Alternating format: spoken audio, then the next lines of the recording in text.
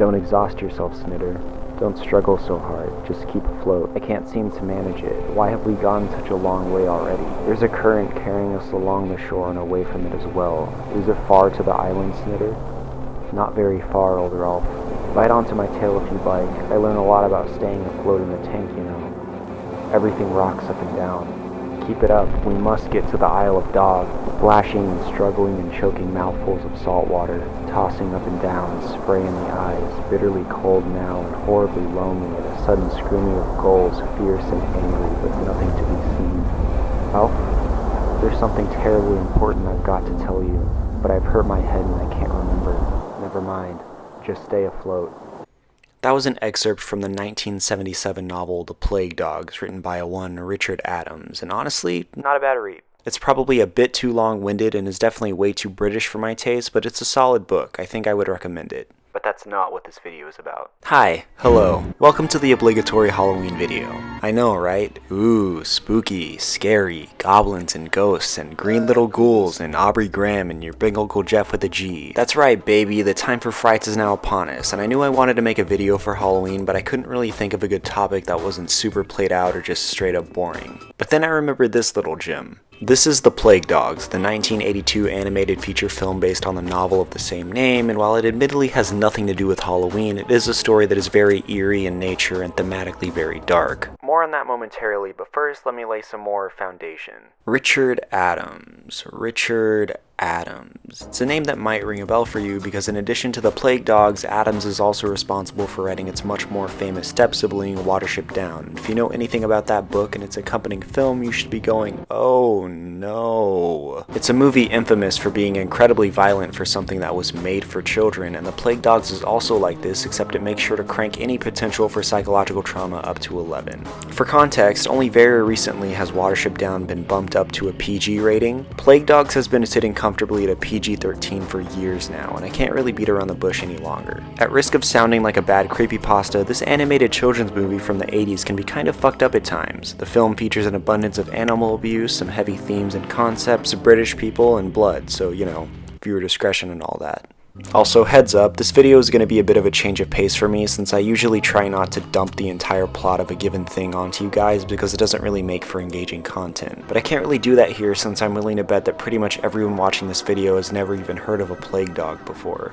So my most sincerest condolences if this one drags at times, but I felt like I owed it to this film to be as thorough as possible. I mean, I read the fucking book, guys, and it wasn't exactly a short one either. Not to fillet myself too much this early in the video, but I really went the distance with this one. I Hercules this shit, okay? I didn't just watch Plague Dogs, alright? I grabbed my own little plague dog, I sat my white ass down, and I listened. This is a film lost to time, not because it failed to be found, but because it didn't want to be. I mean, if just looking at it doesn't convince you of that, just wait until you find out its content.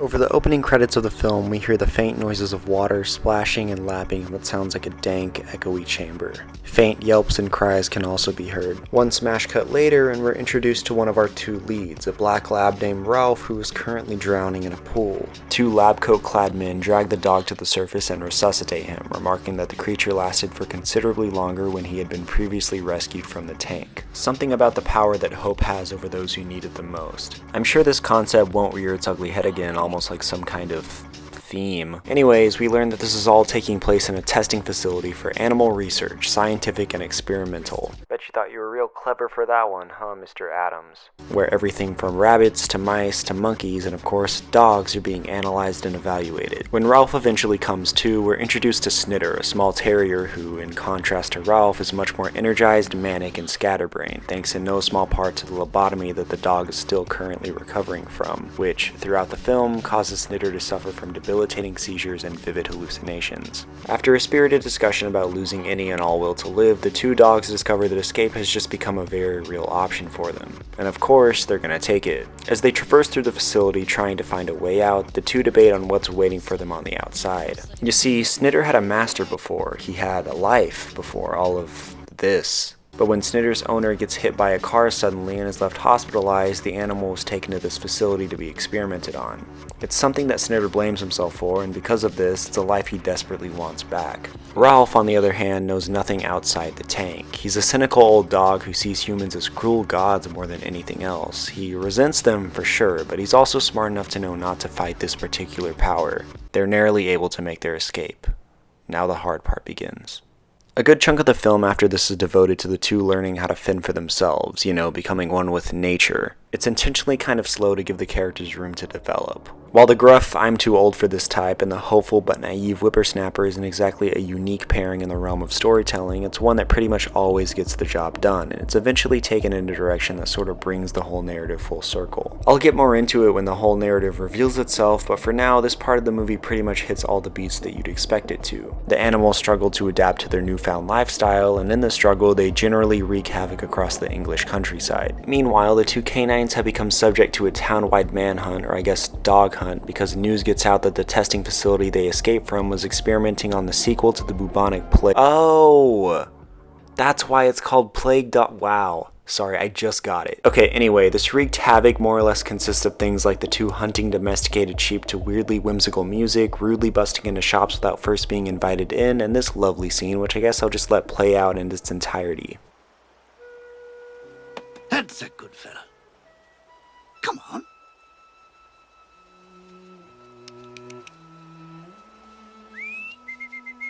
Yes, that's it. Who did that to you? Come on, then. Yes, that's it. Come on, boy. Come on. That's a good fella. Come on, up we go. Well, now seems like as good a time as any to talk about how the film looks. The art direction. Honestly, I've never seen anything quite like it. The watercolor backgrounds mixed with the incredibly fluid animation and the non-anthropomorphized character designs to provide an experience that's honestly nothing like anything of its time. The lack of outlines that some characters and objects have did throw me off at first. It kind of makes everything look like an illustration straight out of a WikiHow article, but in the best way possible. I guess I should mention that I watched the digital remaster of the film and that this strange art style was most likely a result of upscaling everything, but I did kind of grow to appreciate it more as the film went on. But maybe that's just my Stockholm Syndrome showing. Alright, back to the movie. Where were we?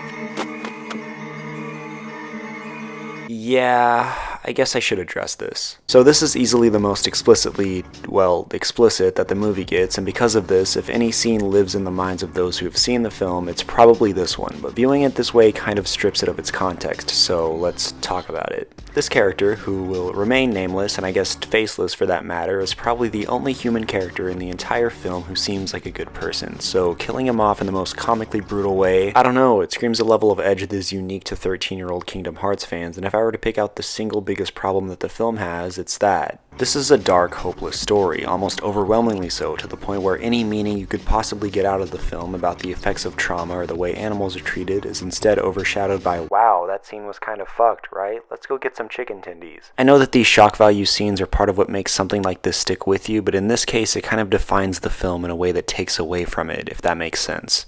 The rest of the movie is more of this. The dogs being able to exist situation gets more and more dire as the humans tracking them get more and more desperate to find them. Eventually, all of this culminates when Ralph and Snitter, hungry and miserable, are cornered on a beach. Snitter is convinced he can see an island they can swim to, so despite Ralph's crippling yet very understandable fear of water, they decide to take the plunge. Into the fog, they swim, and they swim, and they swim, so much so that they aren't even being pursued anymore, but they've lost sight of the island. Snitter even begins to wonder if he saw one at all and starts to give up.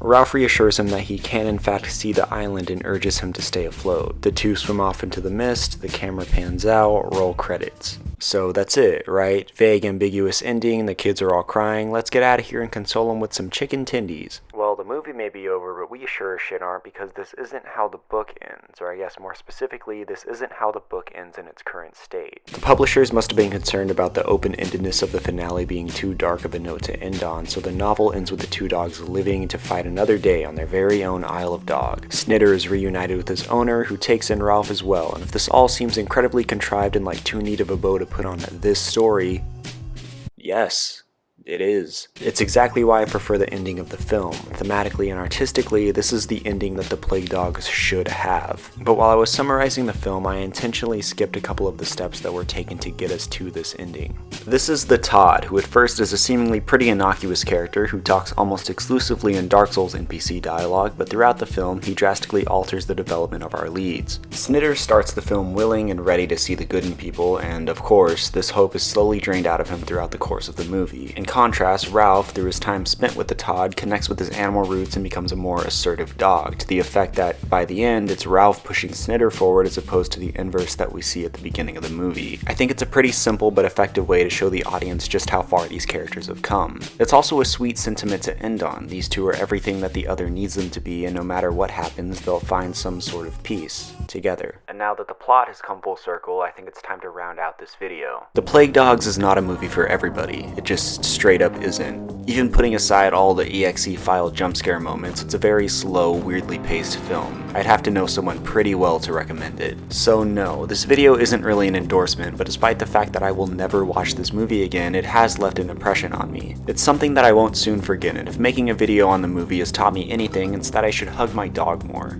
Happy Halloween, guys.